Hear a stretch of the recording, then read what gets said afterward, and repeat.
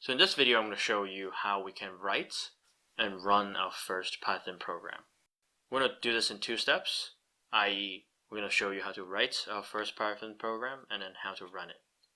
So as I said before, you can use any text editor to run and write Python programs. There are a few steps, so I'm showing this in Notepad because it's very simple. Firstly, what we want to do is we want to write a line of Python code, right? So the simplest thing we can do is to print. Print is a function in Python. It allows us to print things on screen. This function takes an argument, which is information you supply to the function, and it will just print that information out, right? So it's all right if this looks very strange and unfamiliar. All you need to know is if we type print, we need to open parentheses to give it some information so we can print it on the screen. And that information is hello world. So notice a few things. So first of all, print here is a function, which means that it's sort of like a command. You can think of it as a command. So we tell Python to print something. And then we need to supply that something, right? So we supply an argument or input to the print function. And notice that print is not surrounded by quotation marks, whereas hello world is.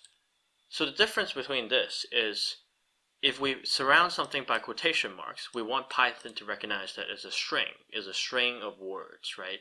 So when it's almost like this is a literal piece of text, just take it on face value as a piece of text. Whereas something that is not surrounded in quotation marks, that's something that Python can interpret. So we can say, I'm interpreting print as calling the function print, and I'm interpreting whatever that comes after print inside the parentheses to be the thing that you want me to print. So what do you want me to print? You want me to print the literal text hello world. So let's see what happens when we run this Python script.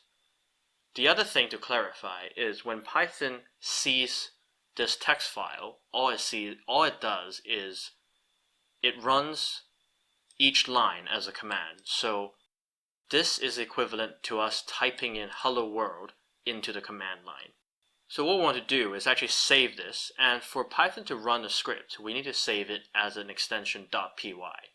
Before we actually learn this, let's try to see what happens if we type print hello world into IPython. So notice a few things. So IPython has helpfully highlighted print in green because it recognizes that print is a function in Python that allows us to print things. It helpfully highlights the parentheses of which we contain hello world because it helpfully tells us which parentheses is the closing parenthesis belonging to. If we type this, we can see that hello world is printed to us on the screen. Let's see whether the Python file that we saved just now achieves the same results. To run the Python program that we've saved, I've saved this in the company code files folder. To run the Python program, what we need to do is we type Python, but instead of giving Python as the, naked command to computer saying that I want to launch a Python environment, what we want to do here is actually pass the file name of the file that we just saved. So I'm in the folder containing all the company code files of this course, and inside there's hello world.py.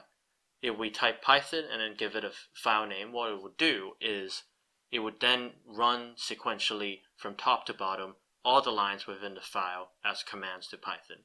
We've just seen that in IPython, print hello world prints hello world. If we use Python hello world.py, we see that we get the same result. So that's how you run a Python program.